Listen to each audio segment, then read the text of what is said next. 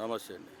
Sir ఏంటి sir మనం రాష్ట్ర వ్యాప్తంగా చూసుకుంటే గత కొన్ని రోజులుగా అధికార ప్రతినిధులు కొన్ని మాటలు అయితే విమర్శలు అయితే చేస్తున్నారు. అంటే జగన్మోహన్ రెడ్డి గారిని అధికారంలోకి రానివ్వమని డిప్యూటీ సీఎంగా ఉన్న పవన్ కళ్యాణ్ గారు మాట్లాడుతున్నారు. ఈయన చేసే వ్యాఖ్యల్ని ఎలా చూడవచ్చు అంటారు మీకు తెలిసినంతవరకు? డిప్యూటీ సీఎం మన పవన్ కళ్యాణ్ గారు అలాంటి నాయకులు 1,00,000 మంది అయినా కానీ జగన్మోహన్ రెడ్డికి తేడా చెప్పేవాడు ఎవడు లేరు. ప్రజల్లో ఆయన గుండెల్లో ఉండారు. ఆయన మా గుండెల్లో ఉన్నాడు జగన్మోహన్ రెడ్డి కానీ రాజశేఖర రెడ్డి గారు. మరి ఈరోజు 76వ జయంతిగా రాజశేఖర రెడ్డికి నా హృదయపూర్వకంగా ఆయన మరణించలా, రాజశేఖర రెడ్డి జీవించే ఉన్నారు మా ప్రజల్లో. మోహన్ రెడ్డికి ఎవడు కూడా పీకలేరు. ఎవడు వచ్చినా కానీ కూడా పీకలేడు.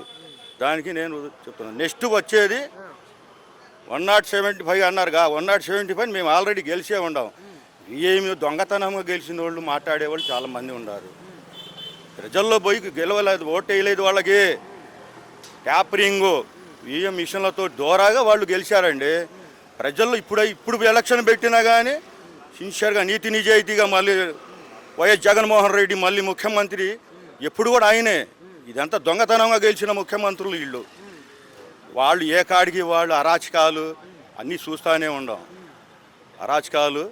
రెడ్ బుక్ సంగతి ఏంటంటారండి? రెడ్ బుక్ కాదు, సుప్రీంకోర్టు వాళ్ళ మీద రెడ్ బుక్ రివర్స్ పెట్టింది. ఇప్పుడు అది చూసుకోమని ముందు రెడ్ బుక్ అంటూ వైఎస్ఆర్సీపీ వాళ్ళని భయపెడుతుంది రెడ్ బుక్ అనేసి అంటున్నారు. ఇలాంటి రెడ్ బుక్లు చాలా చూసాం. మన దగ్గర కూడా ఉంది గ్రీన్ బుక్. వాళ్ళు రెడ్ బుక్లో రాసుకున్నారేమో. ఎవరు ఏ కార్యకర్తకి మా కార్యకర్తలు ఎక్కడెక్కడ ఇబ్బంది పెడుతున్నామో మేము గ్రీన్ బుక్లో కూడా రాసుకున్నాం. ఒక్కడు కూడా బయట తిరిగాడు వాడు మా ప్రభుత్వం వస్తే మాత్రం. ఏంటి రాజధానిలో దరిదాపు 3,000 ఎకరాల్లో 1,000 ఎకరాలు వాళ్ళ జైలు కట్టి ఏర్పాటు లోనే వాళ్ళ పనులు కూడా లోనే చేస్తామని చెప్తున్నాను అన్నమాట ఈ సందర్భంగా. అంటే ఫైనల్గా అసలుకి గతంలో మీరు చూసారు జగన్మోహన్ రెడ్డి గారు 5 సంవత్సరాల పాలనకి ఇప్పుడు చంద్రబాబు నాయుడు పరిపాలించిన సంవత్సరాల పాలనకి వ్యత్యాసం ఏంటంటారు? అసలు ఎలా పరిపాలించారు ఈయన? జగన్మోహన్ రెడ్డి ప్రశాంతంగా ప్రజలకి ఇచ్చినటువంటి 98% ఆయన పథకాల మీద దృష్టి పెట్టాళ్లే కానీ ఈ రాజకీయాలు దొంగ రాజకీయాలు చేసి ఏంటి జైల్లో పెట్టాలంటే జగన్మోహన్ రెడ్డి అందరికీ పెట్టేవాడు. కానీ నీతి నిజాయితీగా ఆయన పరిపాలించాడు. 5 సంవత్సరాల పరిపాలనలో 2 సంవత్సరాలు లాక్డౌన్లోనే సరిపోయింది. 3 సంవత్సరాల పరిపాలన బ్రహ్మాండమైనటువంటి ప్రతి గ్రామంలో కూడా సచివాలయాలు ఏంటి, మన జగనన్న కాలనీలు ఏంటి.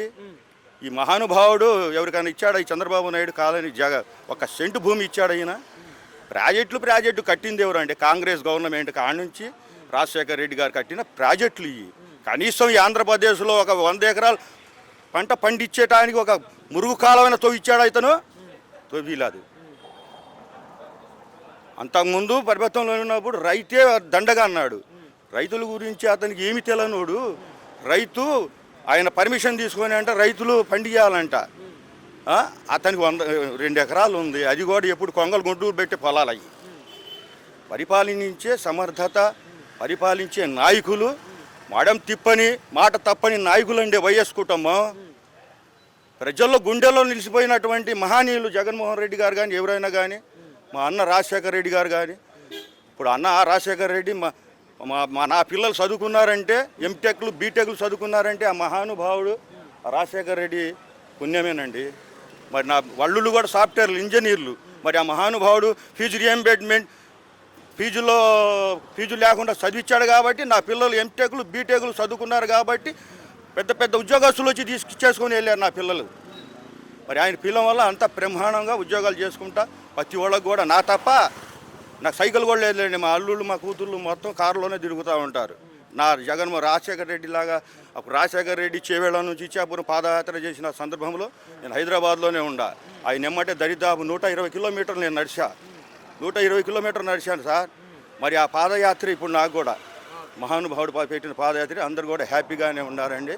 మళ్ళీ మా జగన్మోహన్ రెడ్డి 2029లో మా జగన్మోహన్ రెడ్డికి నా ఈ సందర్భంగా ఈరోజు నేను చెప్పుకునేది ఏంటంటే ముఖ్యమంత్రి అయిన ప్రమాణ స్వీకారం రోజు ఆయనకి ఒక ఖురాన్ ఆయనకి నేను బహుకరించాల్సిందిగా నేను కోరుకుంటున్నాను. అది మీడియా ద్వారా తెలియజేస్తున్నాను.